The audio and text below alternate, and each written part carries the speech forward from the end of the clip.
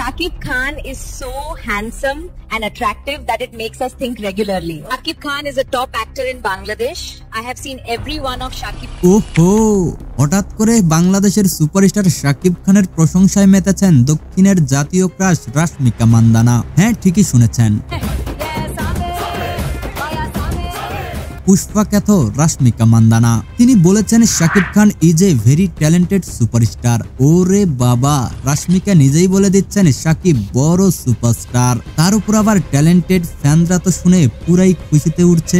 রাশমিকা আরো বলছেন I world love to work with him. এটা শুনে তো সাকিবিয়ানরা ঢেউ তুলেছে।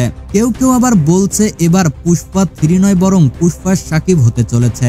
একবার কল্পনা করেন তো শাকিব খান আর রাশমিকা মান্দানা একসাথে স্ক্রিনে। সিনেমা হলে আগুন না লাগলে নামই বদলে ফেলবো।